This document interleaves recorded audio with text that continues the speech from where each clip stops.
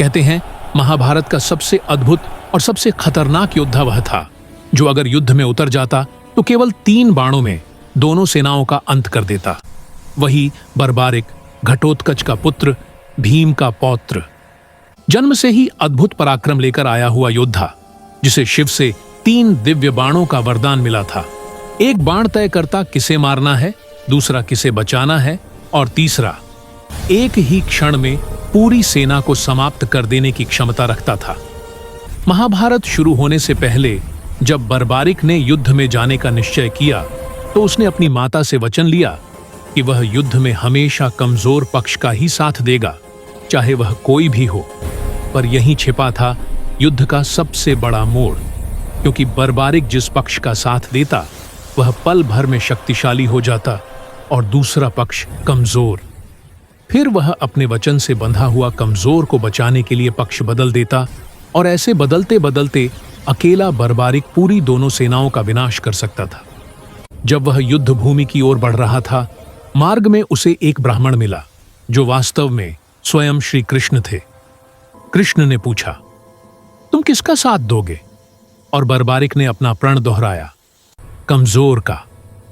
कृष्ण ने उसकी शक्ति पर प्रश्न किया तो बर्बारिक ने अपने दिव्य बाणों की क्षमता दिखाकर सिद्ध कर दिया कि उसके बाणों से कुछ भी, बिल्कुल कुछ भी छिप नहीं सकता।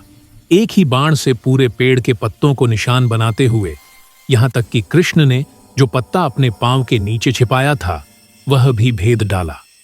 इस दिव्य शक्ति को देखकर कृष्ण समझ गए कि यह योद्धा अकेले ही युद्ध का परिणाम बदल सकता है, और अगर ऐसा हुआ तो धर्म अधर्म के भार तले दब सकता है। इसलिए धर्म की रक्षा के लिए कृष्ण ने बर्बारिक से दान मांगा और बोला, मुझे तुम्हारा शीश चाहिए। क्षण भर को संसार जैसे थम गया, पर बर्बारिक मुस्कुराया, फोल्डेड हैंड से प्रणाम किया और बोला, यदि यह धर्म की रक्षा के लिए है तो मेरा शीश आपका है। और वह बिना एक क्षण की हिचक के स्वयं अपना सिर काटकर कृष्ण को अर्पित कर देता है। कृष्ण ने उसके शीश को कुरुक्षेत्र के ऊंचे टीले पर स्थापित किया ताकि वह पूरा महाभारत युद्ध देख सके, एक दर्शक पर सबसे जागृत दर्शक। जब युद्ध समाप्त हुआ, कृष्ण ने पूछा, विजय किसकी वजह से हुई? और बर्बारिक ने सच कहा, प्रभु, मैंने तो युद्ध में किसी को लड़ते नहीं देखा, पूरा युद्ध केवल आप करते दिखाई दिए, बाकी सब तो आपके साधन थे। कृष्ण उसकी भक्ति और त्याग से प्रसन्न हुए और आशीर्वाद दिया कि भविष्य में वही बर्बारिक खाटू श्याम के नाम से पूजे जाएंगे, हारे का सहारा बनकर, भक्तों की हर पुकार सुनकर। आज राजस्थान का खाटू श्याम मंदिर उसी बर्बारिक का धाम है। वह योद्धा जो 3 बाणों से संसार जीत सकता था, लेकिन धर्म की रक्षा के लिए अपना शीश दान कर गया।